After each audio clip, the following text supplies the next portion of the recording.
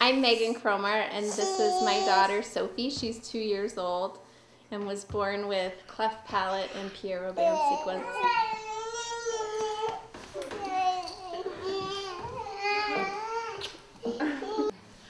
Sophie was born August 8th of 2008. She was 3 weeks early, and she was born by emergency C-section. 24 hours after she was born, she was diagnosed with cleft palate, and about a week after that, she was also diagnosed with Pierre Robin sequence, which is when the jaw is small and recessed and the airway is also small. Because of the cleft palate, she was having a really hard time eating and had to be put on an NG tube, which was heartbreaking for us and not something we'd planned on having to watch our baby go through. And it was right after we came home from the hospital and the NG tube had been placed that our early intervention provider at Encompass referred us to the maternity support program, and Sue Borgstrom, our public health nurse, started coming and doing visits to coordinate the care for Sophie, to do weight checks for us, which was a huge relief because of the small airway. If she were to get a bad cold, she was at high risk to have a trach placed. And so it was very dangerous for us to have to be taking her into her primary care physician's office on a weekly basis for weight checks, which are necessary for all kids with feeding tubes. So when Sophie was born, I had every intention of going back to my job after 3 months of maternity leave. I had my child care set up, and as soon as she was born, I knew that most likely I wouldn't be able to go back to work as soon as I had planned, but once the NG tube was placed, I knew that there was no way that I was going to be able to do that.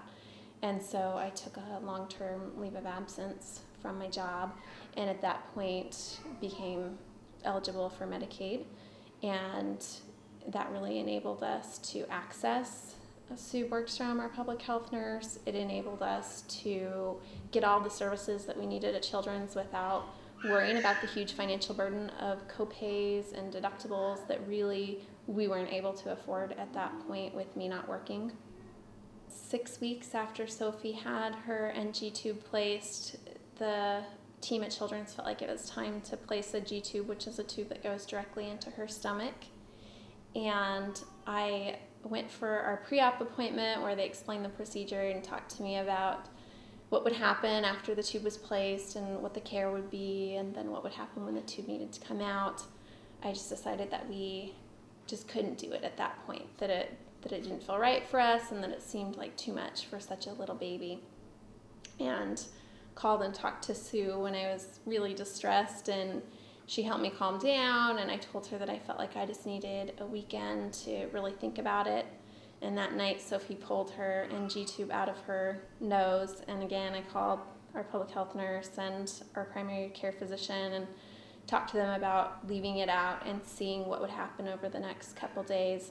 And because Sue was coming in and doing these checks with us, our primary care physician felt comfortable letting us leave this NG tube out of Sophie's nose and see how it went with the right supports in place.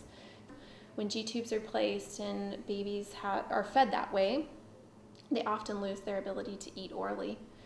It's easy for them to rely on just their stomachs filling up all by themselves without them doing any of the oral work. And I was obviously terrified that that would happen to Sophie.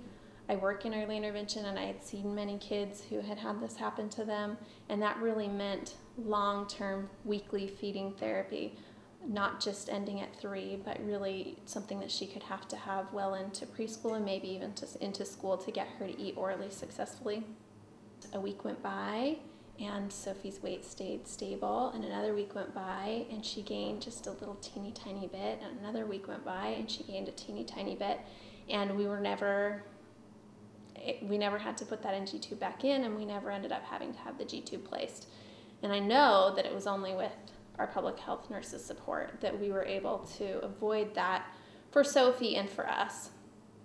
when we accessed this program, I really thought that it was something that I was going to access on a really short-term basis. I thought Sue would come and do a couple weight checks for us, and then we wouldn't need her anymore. And it really ended up that she stayed with us during the majority of this really difficult journey that we were on to get Sophie to 1 year old, so that she could finally have her cleft palate surgery and we could start to get over the hump of this disability and start to move forward. And it really ended up that she stayed with us all the way up until Sophie's first birthday. And I know that I could not have got through that year without Sue and without her coming and seeing me on a weekly basis and providing our family with the support that we needed.